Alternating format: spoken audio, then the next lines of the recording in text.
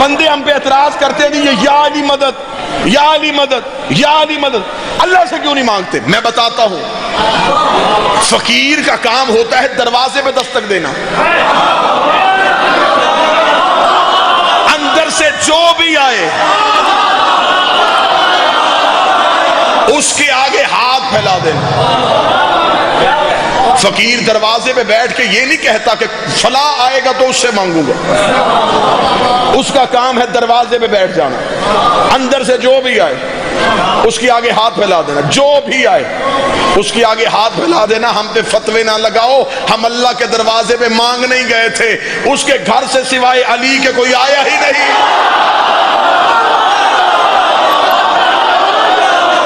یا تو مجھے اللہ کے گھر سے کوئی نکلتا دکھا، اللہ کے گھر سے آیا ہے تو صرف شیعوں کا پیر آیا ہے۔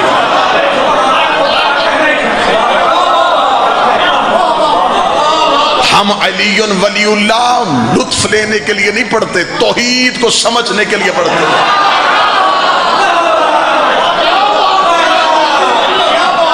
آج بندے اعتراض کرتے تیرا جب کوئی بات یہ شیعوں نے باتیں بنائی ہیں، ان سے کوئی بندہ نہیں پوچھتا یہ کیسے ہو سکتا ہے کہ علی کی ماں دیوار کے قریب آئے اور دیوار پھٹ جائے؟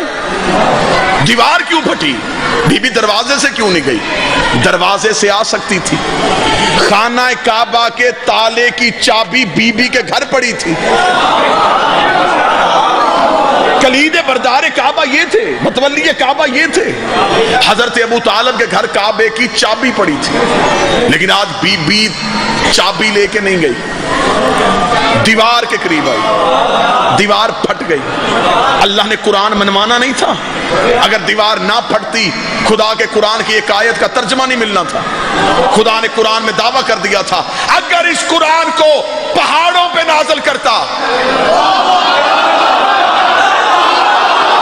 مہربانی کرو، احسان کرو، پہاڑ اس کی ہیبت سے ریزہ ریزہ ہو جاتے۔ آج کوئی مولوی تم سے پوچھ لیتا کہ اللہ نے قرآن میں کہا ہے کہ اگر پہاڑوں پہ نازل کرتا پہاڑ ریزہ ریزہ ہو جاتے، تمہارے گھر کی آج تک الماری نہیں ڈھونڈی، بتاؤ وہ کون سا قرآن ہے جو پہاڑوں کو ریزہ ریزہ کرتا ہے؟ تمہارے پاس کوئی جواب نہیں۔ ہم ہاتھ پکڑ کے کعبہ کو رکن یمانی دکھا کے بتائیں گے علی بچہ بن کے نہیں آیا تھا، قرآن بن کے آیا۔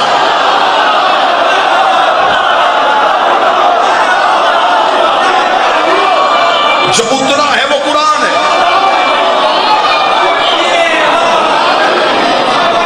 جو ہمارے گھروں میں پڑا ہے یہ لفظوں والا قرآن ہے۔ میں جملہ بڑا خوبصورت جملہ دینے لگا، بڑا خوبصورت جملہ، بڑا خوبصورت جملہ۔ علی لفظوں میں ڈھلے تو قرآن بنتا ہے، قرآن جسم میں آئے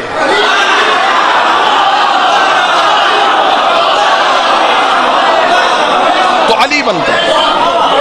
قرآن منبر پہ لے کے اللہ کے قرآن میں ایک آیت ہے، خدا قرآن میں کہتا ہے کہ میرے قرآن کے اندر ایک کتاب مکنون ہے، فی کتاب مکنون، ایک چھپی ہوئی کتاب ہے، اور ہے قرآن کے اندر لا یمسہ الا المطہرون، اسے سوائے طاہرین کے کوئی چھو نہیں سکتا۔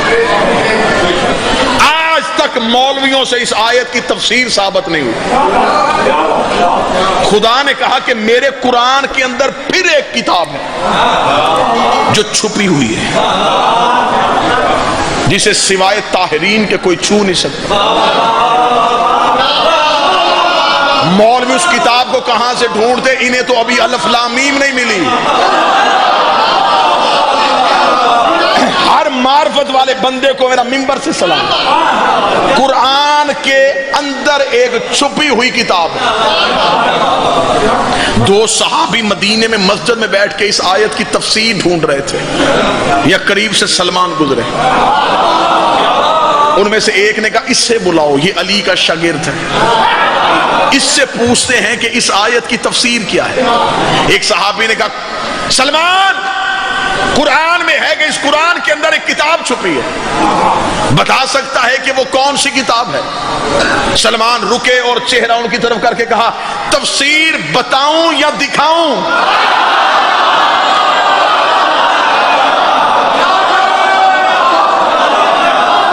میں تمہیں قرآن کی تفسیر بتاؤں؟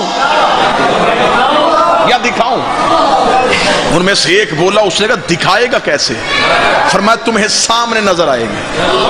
انہوں نے کہا ابھی قرآن کھولے گا، قرآن میں سے انگلی رکھے گا اور کہے گا یہ ہے وہ آیت جسے اللہ نے کتاب مکنون کہا ہے، یہ ہے وہ رکوع جسے اللہ نے قرآن مکنون کہا ہے، یہ ہے وہ سورت۔ سلمان نے قرآن نہیں کھولا، سلمان نے دونوں کی کلائی پکڑی، گلی میں چلتا ہوا، آؤ تمہیں کتاب دکھاؤں، آؤ تمہیں کتاب دکھاؤں، آؤ تمہیں کتاب دکھاؤں، آؤ تمہیں کتاب دکھاؤں۔ زندگی میں سوچنے والے بندے کے سامنے میں نے خطاب کیا ہی نہیں ہے، عشق علی کے بیٹوں سے مانگا، عشق والے بندوں کو معرفت سنانے کے لیے آیا ہوں۔ سلمان ہاتھ پکڑ کے چلتے چلتے زہرا کے دروازے پہنچے، زہرا کی دہلیز میں ہاتھ لگا، یہ ہے وہ کتاب مکنون، یہ ہے وہ کتاب مکنون، اس گھر کے اندر وہ قرآن رہتا ہے، اس گھر کے اندر وہ قرآن رہتا ہے۔ انہوں نے کہا سلمان بوڑھا ہو گیا، تجھے ہی نہیں پتا اس گھر کے اندر قرآن کیسے ہے؟ سلمان نے کہا مجھے بتاؤ قرآن میں کیا ہوتا ہے؟ انہوں نے کہا آیتیں ہوتی ہیں۔ سلمان نے کہا ابھی دروازہ کھلے گا، میں تمہیں آیتیں چلتی ہوئی دکھاؤں۔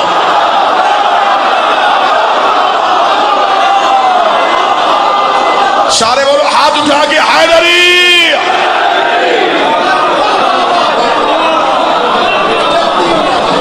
میں تمہیں چلتی ہوئی آیتیں، درود سارے حضرات مل کے بلند آواز سے پڑھیں۔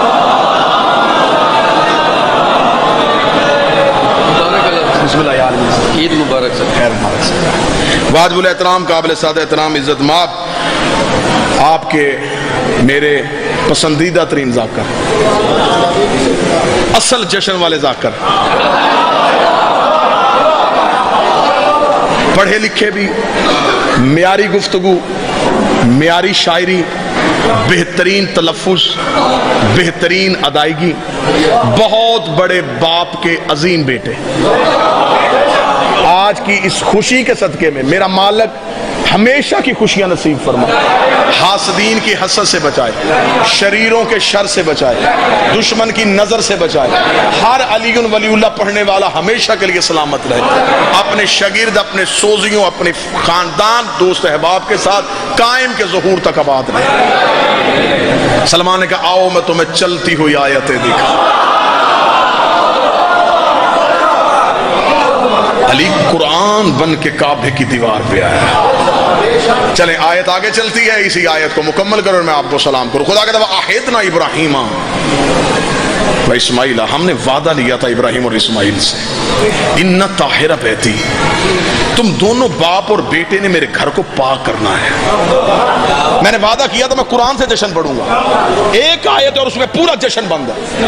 خدا کہتا ہے میں نے ابراہیم اور اسماعیل سے وعدہ لیا تھا کہ تم دونوں نے صرف میرے گھر کو پاک رکھنا ہے، طاہرہ بیتی، میرے گھر کو صاف رکھنا ہے۔ میرے مالک کیوں رکھے صاف؟ تو نے آنا ہے، تو نے رہنا ہے۔ خدا نے کہا نہیں، للطائفین العاکفین ورکع السجود، اس گھر کو پاک کرو، اس میں طواف ہوگا، اس گھر میں رکوع ہوگا، اس گھر میں سجدہ ہوگا، اس گھر میں اعتکاف ہوگا۔ یہ چار لفظ قرآن میں نہ ہو میں تمہارا نہیں اللہ کا مجرم۔ اب بھی قرآن ممبر پہ لے کے آؤ، خدا نے کہا ابراہیم اور اسماعیل میرے گھر کو پاک کرو، صاف کرو، اسے ذرا اچھی طرح سجاؤ۔ یہاں چار کام ہونے ہیں، طواف، رکوع، سجدہ، اعتکاف۔ اب میرا شیعہ سنی مجمع مجھے بول کے بتائیں، طواف کعبے کے اندر نہیں ہوتا، باہر ہوتا۔ خدا نے کہا گھر کو اندر سے پاک کرو، جب طواف اندر ہونا ہی نہیں تھا پاک کیوں کرنا؟ آگے چلتے میرے مالک کوئی اور کام، فرمایا رکوع ہونا ہے۔ میرے مالک رکوع بھی کعبے کے اندر نہیں ہونا، باہر ہونا، فرمایا اندر سے صاف کرو۔ تیسرا کام فرمایا سجدہ ہوگا، سجدہ بھی کعبے کے اندر نہیں ہوتا، کعبے کو ہوتا ہے۔ چوتھا کام خدا نے کہا میرے گھر میں اعتکاف ہونا ہے، اعتکاف کعبے کے باہر نہیں ہوتا، اندر ہوتا ہے۔ اس کا مطلب ابراہیم اور اسماعیل کو نبوت اسی بات پہ ملی تھی، تم نے اس گھر کو اتنا پاک کر دینا ہے کہ اس میں کسی نے 3 دن رہنے کے لیے آنا۔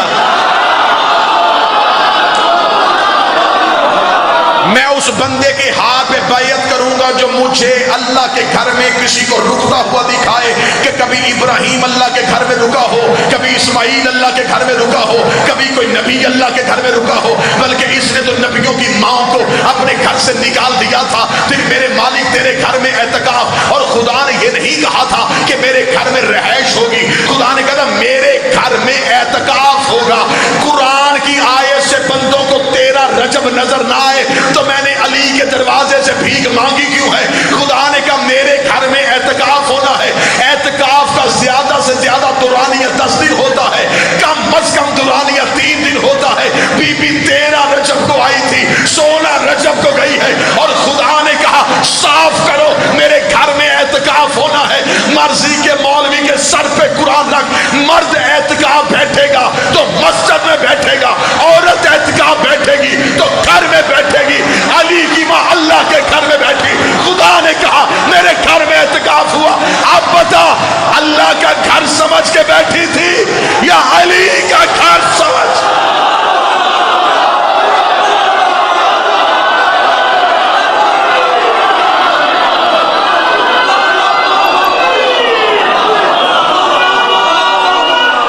بسم اللہ.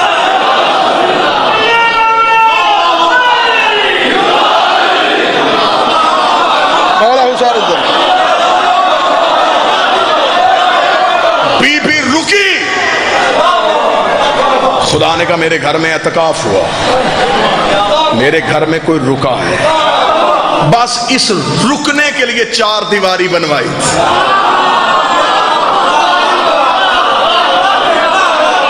کعبہ بنا ہی علی کے آنے کے لیے تھا. نماز کدھر منہ کر کے پڑھتے ہو؟ کعبے کی طرف. نمازوں کا مرکز کعبہ ہے, کعبے کا مرکز علی ہے. کعبے کی عبادت علی کے بغیر نہیں ہوتی, تیری عبادت علی کے بغیر کیسے؟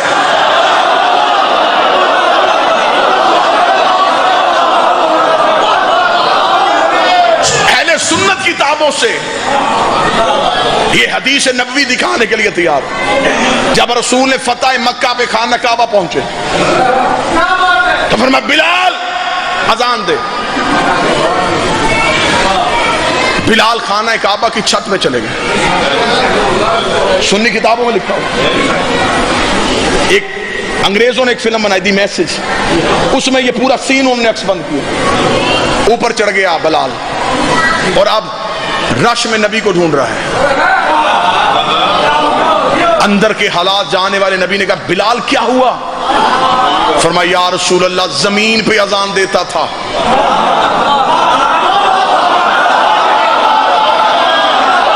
منہ کعبے کی طرف کرتا تھا, بھیج کعبے کی چھت پہ دیا, ایسے اذان دوں؟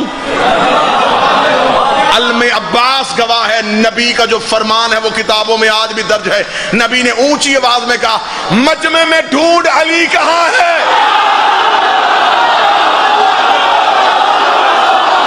بندے اکٹھے ہو کے نبی کے پاس ہے, انہوں نے کہا یا رسول اللہ تو نے بلال کا چہرہ علی کی طرف کیوں کیا؟ نبی نے وہی پہ حدیث پڑھ دی. فرمایا یا علی انت مثل الکعبہ, اے علی تیری مثال میری امت پہ کعبے کی ہے. کتنا بدبخت ہے وہ نمازی جس کی نماز میں کعبہ ہی نہیں ہے.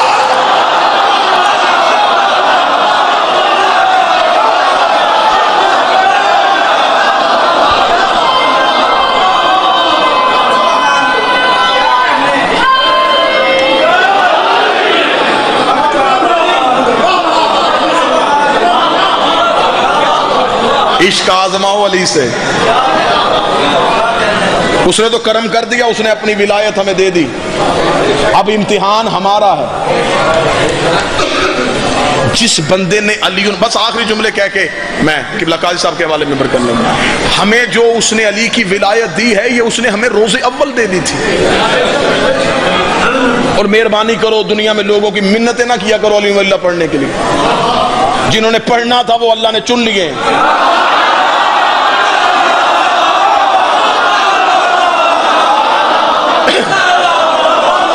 ایویں ٹائم ضائع نہ کرو بندوں سے جا کے منتیں دی, دیکھ علی کی ولایت یہاں پہ, علی کی ولایت یہاں پہ, علی کی ولایت یہاں پہ. نہیں, جس نے کتاب دیکھ کے علی مانا تو پھر کیا مانا. علی تو ماؤں کی گود میں واجب ہو جاتا ہے. علی تو یوم الست روز اول اللہ نے روحوں کو چن لیا تھا، جسے اللہ نے علی کی ولایت سے سرفراز کر دیا. پھر ہمیں اب دنیا میں دشمنوں میں بھیجا ہے علی کی ولایت کے امتحان کے لیے. ادھر سے خطرے، ادھر سے پریشانی، ادھر سے گالی، ادھر سے قطع تعلقی. یہ ساری چیزیں جب دیکھو تو سمجھ لینا علی تمہیں قریب کر رہا ہے.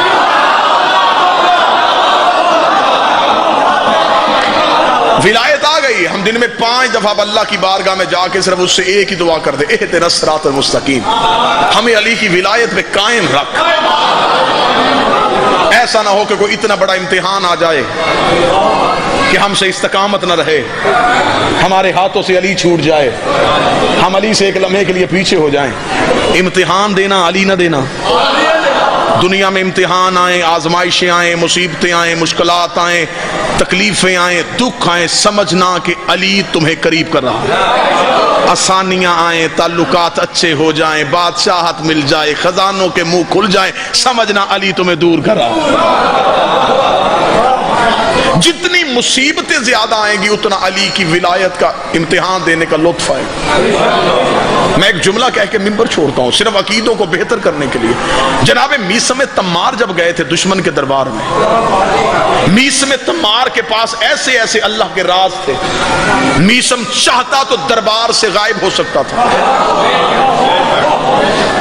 میثم چاہتا تو گرفتار ہی نہ ہوتا، میثم چاہتا اشارہ کرتا کڑیاں توڑ دیتا. کیا یہ سب کچھ علی کا نوکر نہیں کر سکتا؟ کر سکتا تھا. پھر دربار میں کیوں آیا؟ تاکہ یہ ظلم کرے، میں اپنی محبت آزماؤں.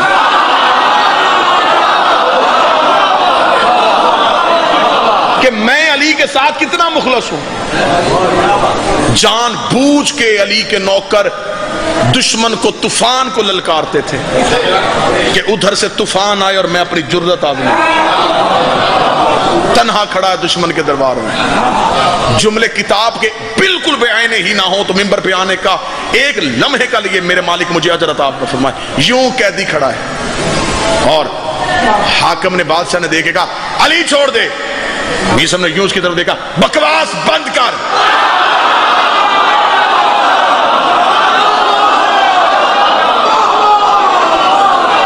یہ جملہ کتاب میں نہ ہو، میں مجرم ہوں آپ کا. جان بوجھ کے اسے اشتعال دلوایا. کیسا؟ جان بوجھ کے اسے غصہ دلوایا. یہ غصے میں آئے، یہ میری سزا سخت کرے. مجھے علی کی محبت میں لٹنے میں مزہ آئے. کہ بکواس بند کر. اسے اپنی توہین محسوس ہوئی کہ دربار میرا، سپاہی لشکر میرے دربار میں کھڑا ہو کہہ رہے مجھے بکواس بند کرو. شکنجا چڑھاؤ اسے. میثم کے پورے بدن میں شکنجا آ گیا. میثم کے قریب آیا، چھڑی میثم کے منہ پہ ماری. کہہ رہا تیرا بدن کٹوانے لگا ہوں. میثم نے کہا جلدی کر.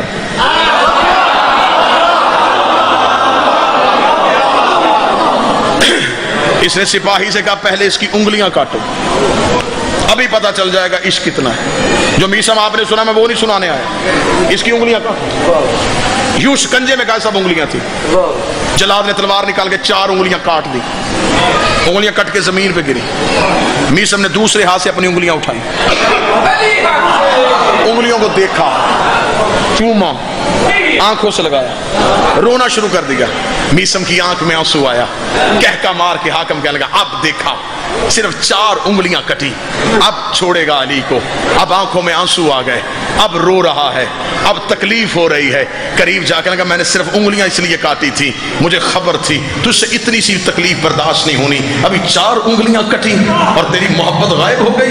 کہاں گیا تیرا عشق علی کے ساتھ؟ اب بتا علی کو چھوڑے گا کہ نہیں چھوڑوں گا؟ نہیں نے کہا تو کیا سمجھ رہا ہے میں انگلیوں کے کٹنے کی وجہ سے رو رہا ہوں؟ اس کا پھر کس لیے رو رہا ہے؟ اس کا میں تو انگلیوں کو اس لیے چوم چوم کے رو رہا ہوں کہ اتنے عرصے سے میرے ساتھ رہتی تھی، مجھے اتنا بھی نہیں پتا تھا یہ تو عشق میں مجھ سے بھی آگے چلی گئی. سارے بولے